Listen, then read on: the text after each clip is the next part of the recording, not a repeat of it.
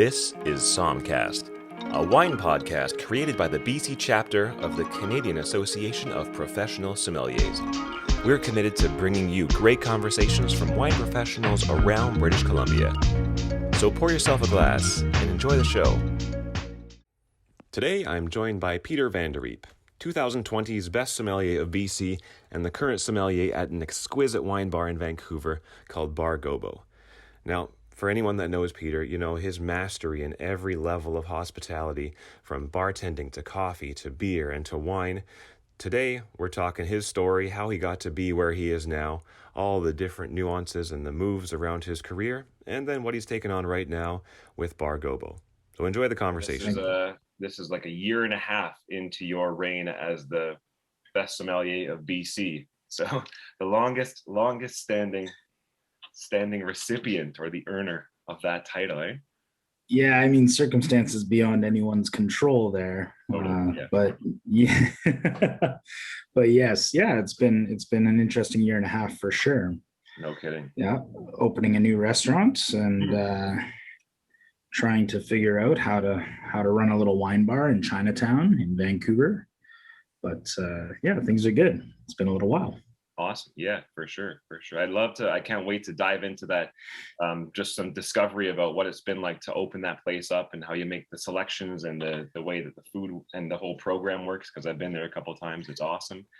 But I think I'm really, really fortunate, I think, to be able to have this conversation with you that might go back a few years, because I remember, our relationship goes back to me stopping by Elysian Coffee, doing my own studying for wine at the time, and you were the one that was there that was reliably serving me some amazing coffee to keep me going for those times. And the career since then, Peter, has just been like an unbelievable foray into all the different components of hospitality and beverage. Like, you have such a rare collection of experiences all at the highest level, and would love to just get back to the origin and the origins. Sure. Yeah. The foundation, or the bedrock, I think might be a good way to say that. Sure. Well, yeah, it's been, I've spent now in Vancouver 16 years in some form of hospitality. And yeah, originally it was coffee. I moved here for university in 2005 and worked, I think it was my first, within 12 hours of landing in Vancouver, I had a job at Wicked Cafe back on, it's still there on Hemlock and 7th. Several different owners since then, but they were the first cafe to bring in intelligentsia coffee. They were distributing it. They weren't the first. Artigiano brought that in before. But I worked as a barista on the weekends while going to school, and worked there for 3 years under some Arthur Wynn was the manager there, a pretty famous bartender locally, who now lives back in his homeland of Australia. He kind of introduced me to some good cocktails. Always had an interest in beverage at a high level. I've always, ever since I was, 14 or 15, really was interested in the best tasting coffee, or like you have a cup of tea at home, but there must be better tea out there. What tastes better? What's good? How do you think that came about? Just a whim one day? I don't know. I think it was probably, as a kid, going to you go to a convenience store and you're like, or you taste, you have your first coffee, and it's whatever it might be, an instant coffee or a Folgers. I don't remember what I would have had as a kid. Or you go to the gas station or the 7-Eleven and you have a cup of coffee and you go, oh, that's really bitter. Like, oh, gross. What is this?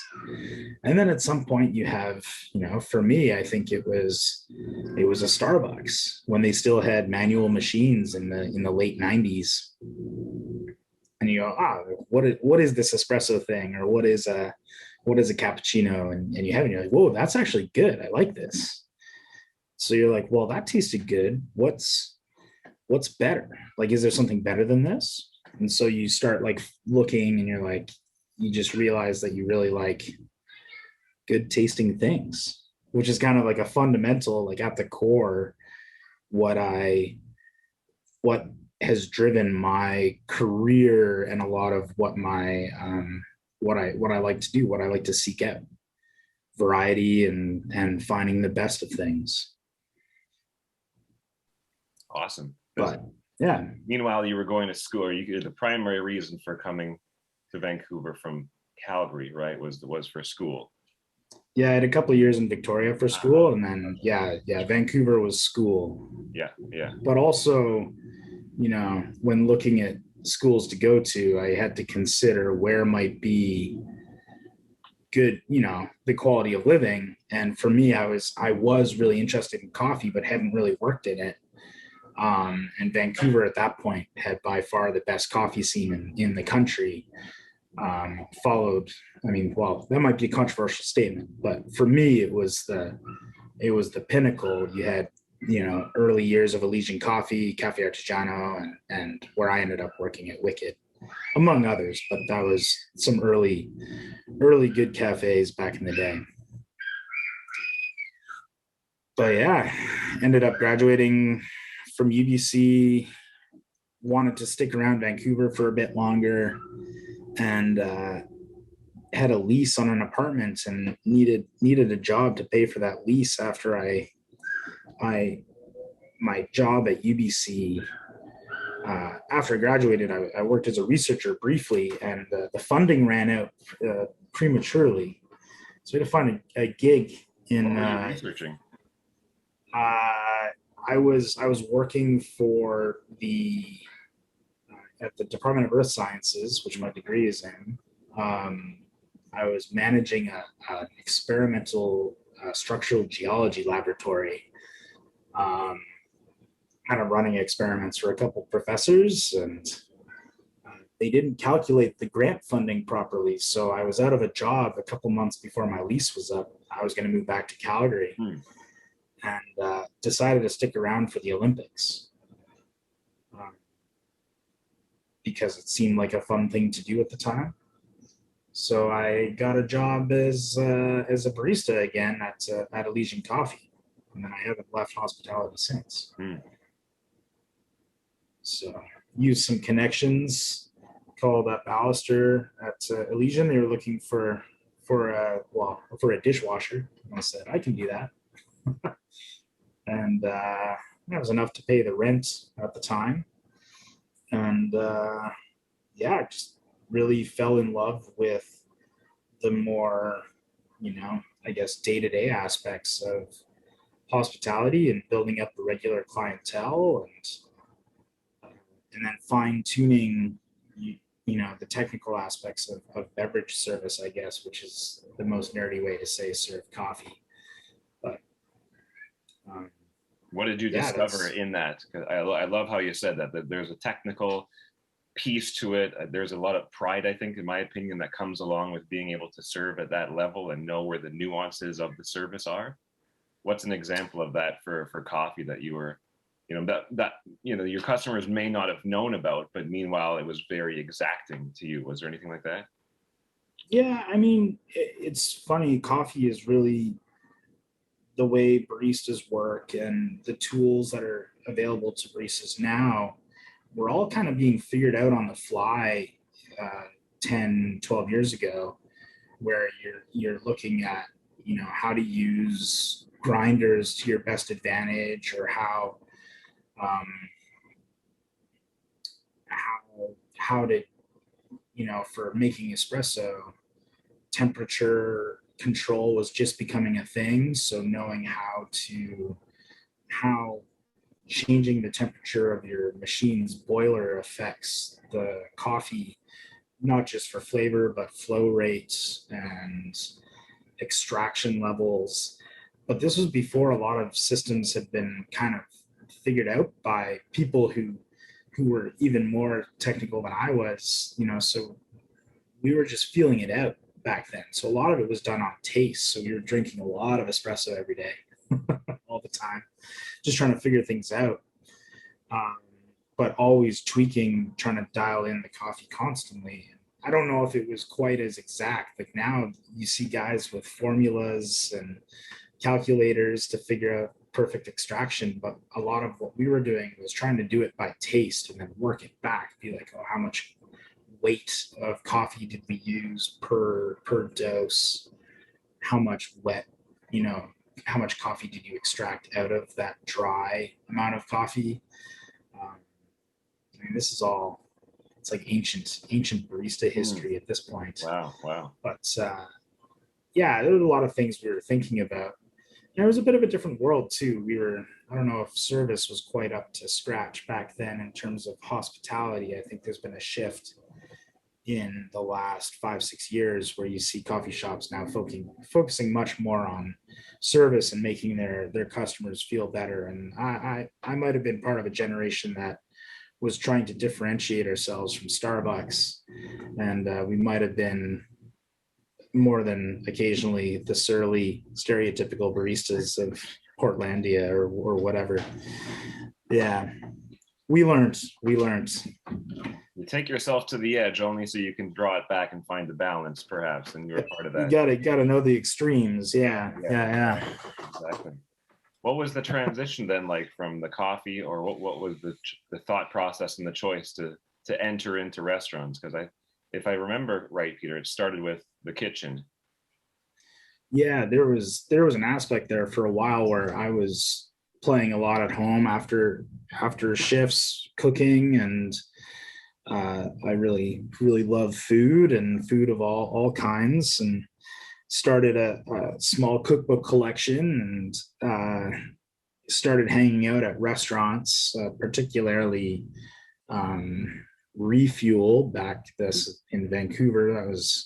It closed almost 10 years ago now, but they had a kitchen bar that you could sit at and watch the cooks do service for a whole restaurant. And if you went on the slower nights, the cooks would just be hanging out with you, and they give you all kinds of tips. And people from that restaurant have gone on to open up or work at all kinds of fantastic places in Vancouver now. But I would sit there at the kitchen bar and chat about cooking and food, and drink some beer or cocktails or whatnot. And I thought, maybe that was something I should consider moving into restaurants. It seemed like there was a bigger, more of a chance to make a career of it than coffee. Coffee kind of felt like it was maybe a little, unless I were to own my own cafe, I didn't really know if there was going to be upward movement in the industry in Vancouver career-wise. So it was actually, I don't know if it was me making the decision. I tend to be a little slow to make some of those big career decisions, but Alistair Dury, the owner of Elysian, kind of took me aside one day. I had been working for them for almost 2.5 years, I think. And he goes, Peter, all you think about is food and what restaurant you're going to eat at and what you're going to cook that day or what new cookbook you're going to buy. Why don't you just go work in a restaurant? And I kind of thought about it. Yeah, what is stopping me really? Other than perhaps a tie to like, oh, should I really be going back to Calgary and working as a geologist? And so I thought about it a little more and asked asked the chef, now my friends at Refuel. I was like, hey, would you ever take me in? I have zero experience in a kitchen, but if I wanted to help you out for service and do a stage one day, would you be interested in that? And they were like, oh yeah, we need the help. Like, please, yeah, come on, hang out with us. And so I showed up on my days off, and for the whole month, it was the last month that they were open. I think almost every one of my days off, I'd go and hang out and work in the kitchen for 12 hours. And stay to the bitter end, insist. They'd be like, no, sit down. No, it's cool. I want to help you guys. It'll make it easier for everyone. Then the restaurant closed, so I couldn't work there. So they they had a new restaurant in the east side, Campagnola Roma, and another restaurant that sadly didn't last very long, Fat Dragon, in the downtown east side.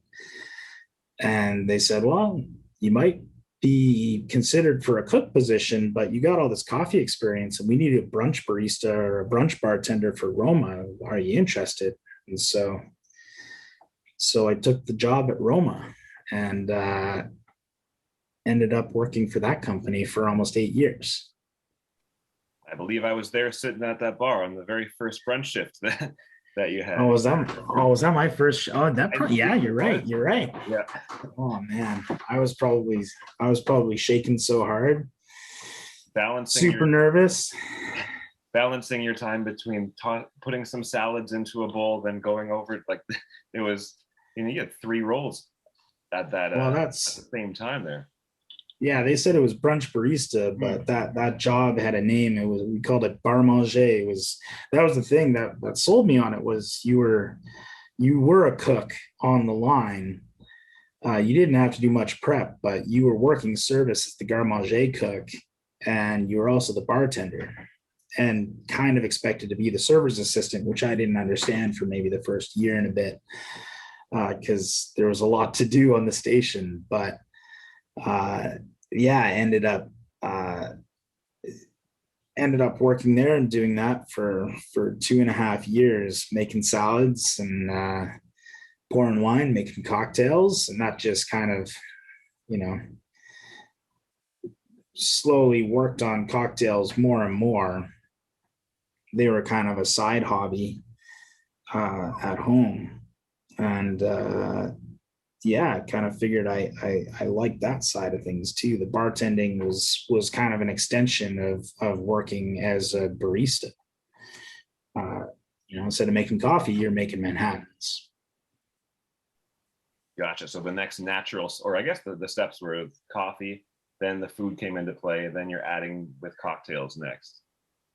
That was definitely, that was the, we were, using the kind of the industry network connections of working in the restaurant. You start hanging out at cocktail bars, and there was some awfully good bars emerging in Vancouver at that point for cocktails, places like the Poorhouse and the Diamonds, and trying to think, places like Wildebeest came into play pretty soon. Shangri-La, where Jay Jones was for a little while, Markets when it opens, and where else was good?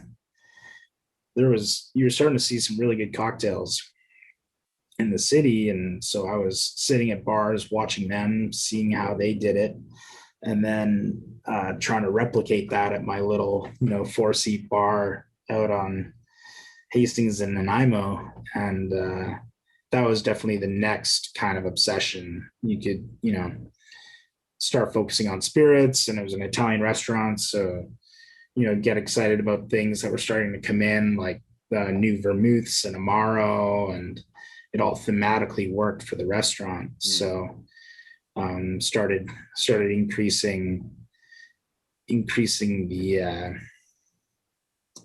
the spirit sales, I guess, and then pouring wine alongside that too. Like Tom Dowdy was writing the list. One of the owners of the Campagnola group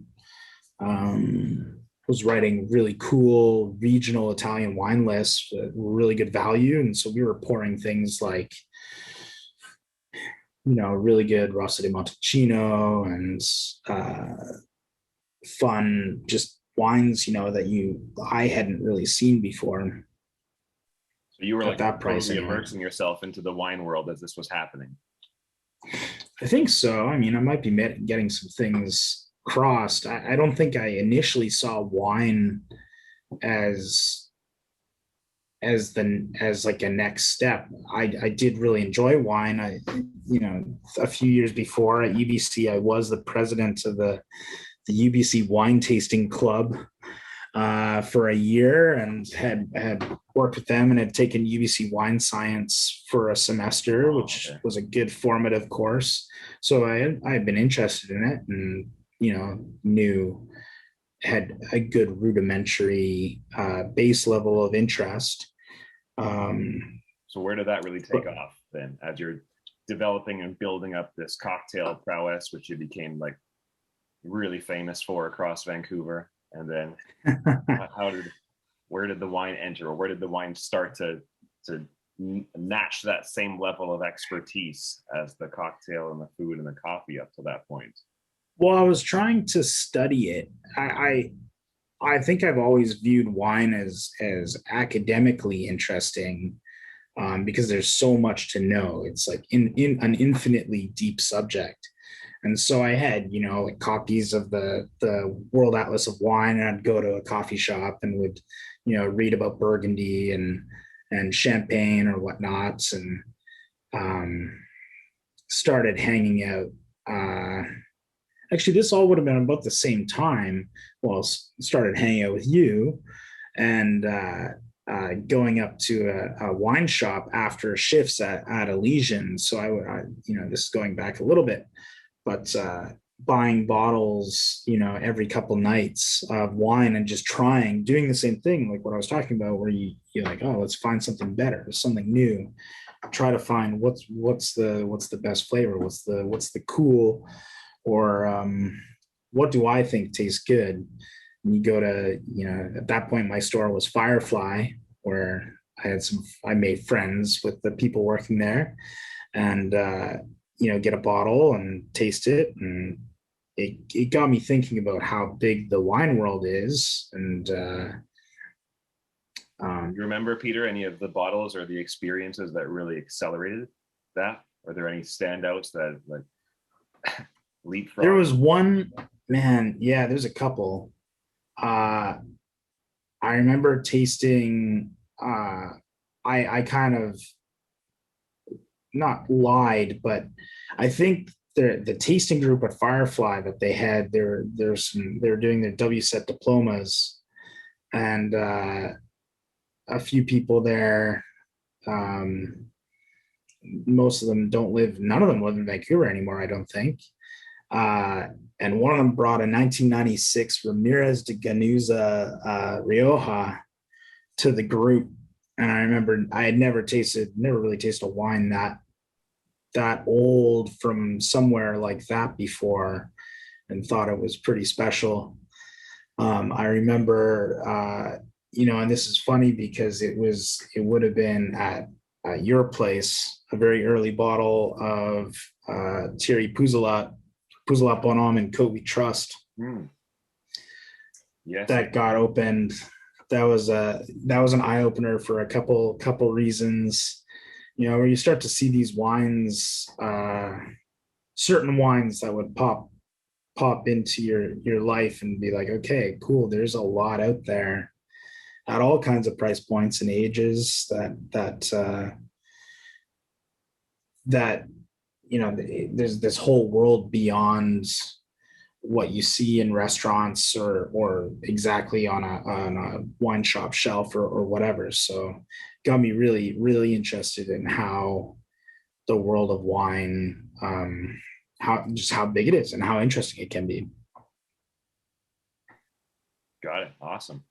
And then that would that bring us to the Campagnolo upstairs days?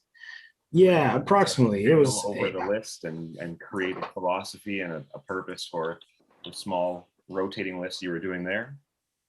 Yeah, so there was an opportunity where I realized I might, from my side, I was like, I think I can kind of help out a little more. And I have this feeling that I had been, I had met a few wine reps. I had been hanging out at portfolio tastings and that sort of thing. And just because I was really interested, I remember always being asked, like, oh, are you the wine director there? And no, I'm not. I'm just the brunch bartender. At that point, I had moved on. I was full time as the bartender, and I was just really into it. I like it. I like tasting wine. I like seeing what's out there. And I kind of thought, maybe I can actually do this. And so there was some shift in management, and I said, hey, I know I have no experience with this, but would you be willing to take a chance on letting me help guide the beverage selections at Campagnolo, I think we can kind of steer this in a certain direction.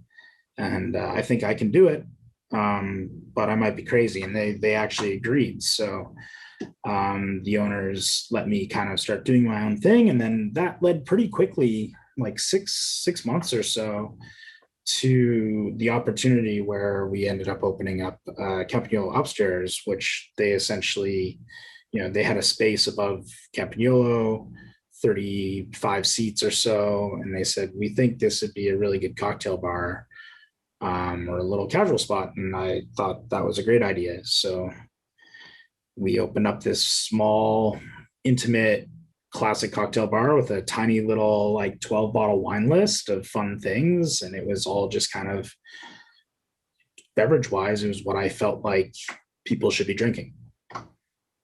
Yeah. Amazing. This fun little microcosm of, a project that really couldn't have, there were so many factors that had to be into place for that to exist. Grandfathered licenses, an unused space, and a willingness to let me run amok, and then just running with it. So that was 6 years of pouring all kinds of fun drinks. No kidding. Yeah, just a convergence of so many different things coming together at the right time. You were where you were at in all of the your complete hospitality repertoire at that point to say, look, here's the next expression of it. And what Vancouver got then was a very unique, amazing bar that not everybody knew about. And whenever anybody went there, I think there was some delight. And there must have been tons of stories from that place, not only the neighborhood it's at, but also it wasn't super well known except for those that knew about it, kind of thing. Yeah, and that was partially intentional. I mean, and that's another thing, that like building up a grassroots bar, without, we weren't trying to shout from the rooftops about, hey, we've got this tiny little cool bar here, like, come on in. It was kind of meant to be a bit of a secret. And because it was attached to so many projects, there wasn't as much of that pressure to get that return on investment immediately. We ran it very lean. It was literally just me for the first while, 5 nights a week, sitting behind the bar or standing behind the bar and hoping people would come up. And they were, after a good burger and a drink. And over time, building up, both working on my own hospitality skills and getting better as a maitre d' or a host and a bartender, and building up relationships with our guests. It developed a pretty strong following, I think. Pretty lucky, but all those factors were like that. A lot of that is just pure luck. So pretty fortunate to have had that experience.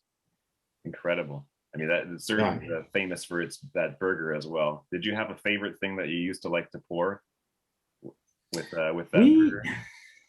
Oh man, I poured for wine. I poured a lot of Beaujolais up there, and then later poured a lot of Lambrusco, which was a good pairing. I also always liked the house wine, which I never really would have said I had a house wine, but just having some good quality, inexpensive cava was always fun too. Had some regulars, who would say, "Oh yeah, just a glass of your cheapest bubbles," and it was kind of, it was always fun. But a good Sazerac was always needed, and I started collecting Amaro too, so there was a lot of Amaro poured up there. That was always fun, introducing people to. Yeah. Awesome. And then the last year and a half happened. So I think it was at that time you made that bar then ended its legacy in Vancouver. Yeah, had to move on, unfortunately. I mean, sadly, the restaurant had a timeline, but very fortunate to join up with Andrea Carlson from Burdock and Company and her partner Kevin. They had a spot beside Harvest on Union Street in Chinatown, and they were trying to figure out what to do with it. Initially, it was going to be the noodle side from Harvest. They were going to move that over and do that for the daytime. But with the situation in 2020, it didn't make sense to do that. So we kind of came up with the idea of opening up a little wine bar. It's 16 seats right now. I think maximum capacity is only 26 anyway. It's about 400 square feet. So doing another little small intimate bar made sense. So no hood vents, so just small little cold plates, we try and make do. But yeah, opening up a little wine bar in August 2020, so almost a year now. It's almost been a year. Yeah, which is crazy to think about. Putting that list together. Where did you? It was fun. It was, now a little more confident with kind of my vision of what I wanted to do. And Burdock has a long history of supporting or putting on pretty innovative natural wine lists. And, they opened up over 8 years ago now. So I think the conversation around that, we could talk for hours about that, I'm sure, but about natural wine, I think the conversation is changing a little bit about how and what natural wine is or isn't, or what it should be or what it shouldn't be, on a more serious level, not just whether it should exist or whether it's good or not. We're past that, but trying to figure out, a wine list that incorporates minimal intervention and quality viticulture, which is probably what I'm most interested in, like high quality organic or sustainable agriculture, and really quality winemaking, and then just kind of having fun with it. So knowing that it's a small room, we're always going to have staff, myself, and maybe one server that will know about the wines. So introducing people to fun wines that they probably have never considered before.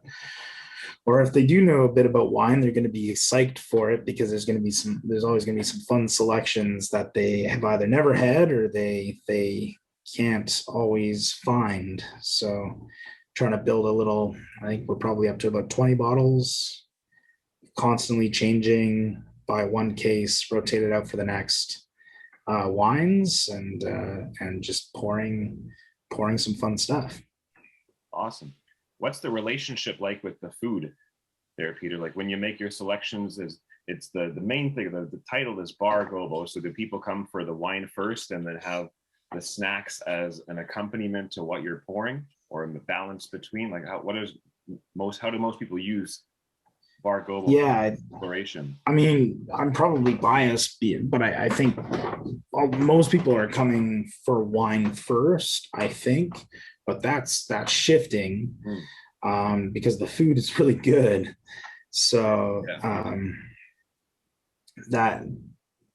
that helps, and then trying to get people to kind of understand how it works. I've never really explained it, or I wouldn't use this analogy on a day-to-day basis, but I think of some of the wine bars I've been lucky enough to visit in Paris, or even some of the spots in New York, where there's one particularly in Paris called Eau des Amis, and it's very casual, like Formica tables, like it's chaos. There's, all kinds of people on the street, and the proprietors in a t-shirt behind a bar. It's hot, sweaty, there's no lighting, and that's not fully what we're about. But I remember the waiter coming to our table and being like, "Are you hungry? Do you like to eat food?" We're like, "Sure." And he's like, "Do you want us to just bring you things?" And I was panicking in my poor French, and yeah, please, like, sure, yeah, we like things. Do you like fish? Do you like cheese? Yeah, sure, no problem. And he just started bringing out dishes. And being horrified at how much the bill probably would be. And it was like a third of what I thought it was going to be, because it was just a casual spot. But bringing out, small plates that focus on either what's really tasty and fresh, or what you get in, or what the local farms are growing right now. And that's really what our kitchen does at Gobo. We have connections with the farmers through our CSA program, and just Andrea's long history with local produce, and that's we're Neil, our chef, just translates that onto the plate, and it's really fantastic. So people should be coming for the food, and the wine. The wine list I try to build to be versatile to go with that. So I'm not a firm believer in like finding perfect pairings for each dish. I want a bottle or a couple glasses to be interesting, and for people to play around with their own, to have their own experiences and see what works and what doesn't. Although ideally it all should work. But yes, yeah. Or for those that are coming in for the food, then you get to delight them with some discovery about wine, and vice versa, if that's the exactly, yeah, exactly. Awesome. And if you were going out, Peter, like after work's done, you finished early or something for some reason, where else would you be if there was like one glass and one dish around the city? Where would you hop to like end out your night, or for just a luxurious Peter Van Der Reep kind of experience? Oh man. That's a tough question. Where would I go?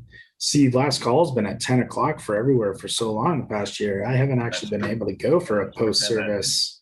Pretend. Yeah, no problem. Right now.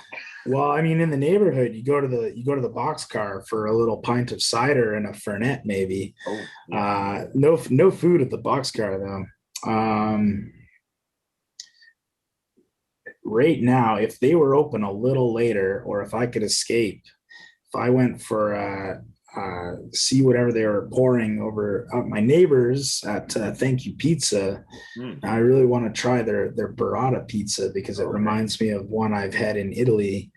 But that pizza is really good, and they usually have all kinds of fun stuff. They were pouring we picked up a can of Averill Creek Piquette from them, which was shockingly delicious. A nice little summer refresher. But they have all kinds of stuff. They had a magnum of Marto Werner's Weiss in the fridge, which if that was open, I would drink a glass of that with a pizza. It's so close by too for where you're at. Yeah, I mean, that's like ultra convenient. Or I'd go, if they were open, I'd go to pop by the new there's a new cocktail bar in behind the original taqueria on Hastings. It's called Chupito. Oh, really? Okay. Yeah. They're doing really good cocktails back there. Awesome. It's in the alleyway, and it's this like great little space. And they had a scallop aguachile that I had last week, and it was so good in the heat, with a mezcal margarita, and that was perfect. These are all the top recommendations, Peter. You're always, to my mind, the one that will know about something or have discovered something long before others will have. So anyone listening here, those are the top recommendations. Those are some good ones off the top of my head right now. Yeah. Supporting some good people too. That's always important these days. Very key. Very key. Terrific. Well, everyone can come visit you at Bar Gobo. What are the opening hours or the times that you're there? We're open Wednesday through Saturday from 4 until 10. Okay. Mostly patio seating right now. Reservations recommended. Gotcha. Right on. Yeah. Well, before we end this, Peter, I want to have part of this conversation really be for some people that are listening that may in the future be interested in the sommelier competition and curious about, with you as the most recent title holder, what was the experience of studying and preparing? What did you have to do? What did you put yourself through? What was that like to have your performance be at that level? Well, a lot of it is, in competition, your first step is theory. So really nailing your theoretical side. What's your preferred way of doing that? There's like flashcards, there's storytelling. Yeah, I've never been a flashcard guy. Okay, yeah. I've tried and I can't get, it's not my thing. I like reading, and then I transcribe, try and take notes as I'm reading, and using various various sources to try and tie it all together. So having things like the resources on GuildSOM have been very valuable. So they kind of get at the core of what's important. Some books can kind of lead you down the wrong path sometimes, I feel like, and they can become outdated very quickly. So having that as a current source, and then having things like the World Atlas of Wine and the Oxford Companion of Wine out when you're studying a subject. Like if you're, like today I'm going to study Mosel Riesling or the wines of the Mosel, you pull out the World Atlas and GuildSOM either producer sites or national organization sites. You just kind of pull it out, you get notebooks and write things down. There's some systems that certain people use, and I'm trying to become more systematic in my studying, but a lot of it is just attacking the material from an inquisitive aspect and trying to figure out what's actually important. And it's hard to boil that down. Because I haven't done a lot of formal wine study in my life, I often get stuck in studying just what I find interesting. And for a competition, you need to be really aware of things that you might not find interesting. I won't slander any wine areas that I tend not to study about or not focus on, but you need to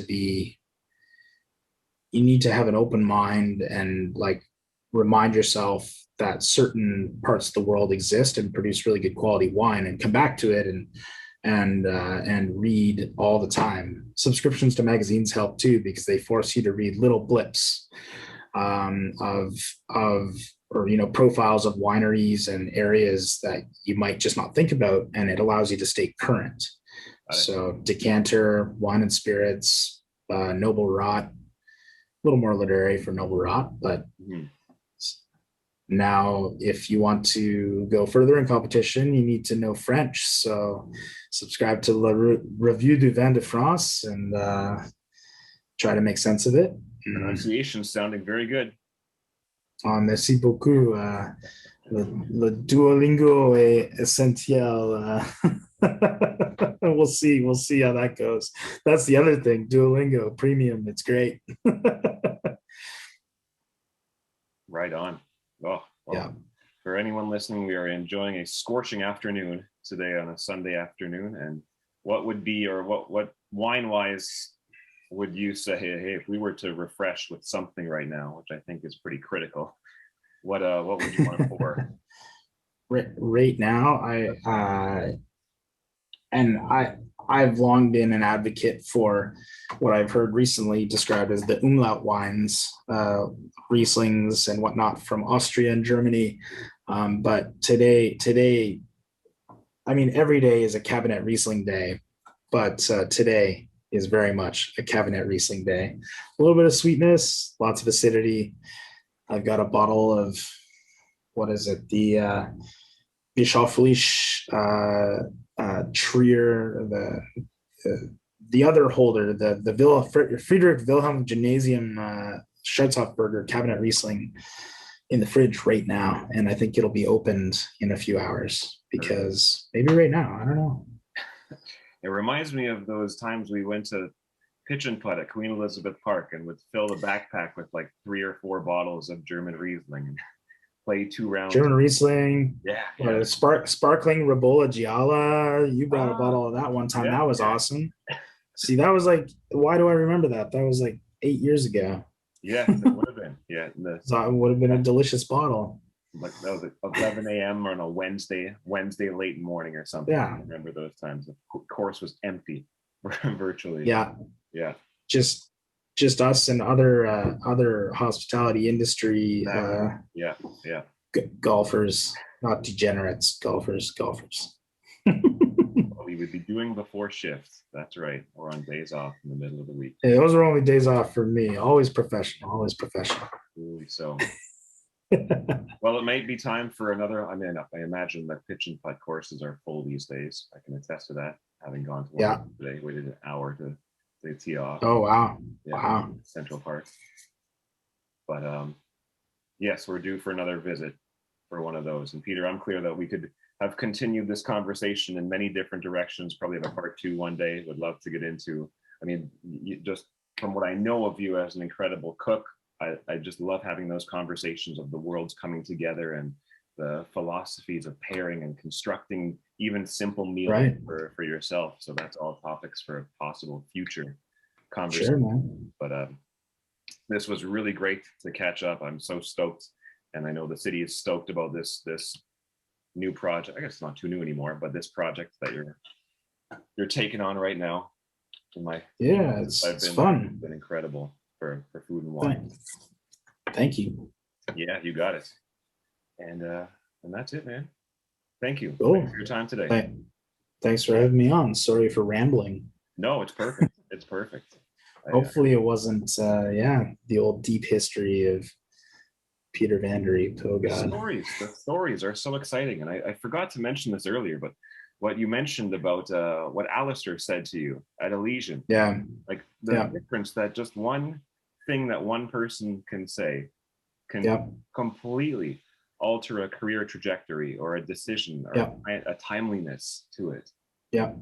Yeah. And it really was like, I initially was taken aback by it, but now it's like, whoa, that legitimately totally changed the path of everything, because I don't think I would have been in Vancouver still. And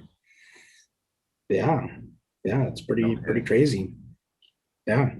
Now we're kind of like the torch bearers of this generation to say who we pass along those words of confidence to, that might for somebody else just shift just the way that their whole career is occurring at the time. Like, man, you do that thing next. Yeah, you want to do this? Just do it. Do it. Make it happen. Yeah. All right, that's a good motto to finish off. Just do it. Perfect. Make it happen. Yeah. Not trademarked. Shout out to Nike. Awesome, right, man. Thank you. Thanks very much. Yeah, pleasure. We'll catch up soon as well. Yeah, sounds good. Right on. Take it easy. Very well, sir. Thanks for listening. Hope you enjoyed this episode of SOMMCAST, produced by the BC chapter of the Canadian Association of Professional Sommeliers. Get in touch with us. We welcome your feedback, or if you want to be on the show, or if you have ideas for future shows that would interest you, you can email me, Jason Yamasaki, at jy@jwine.ca. Cheers, and thanks for listening.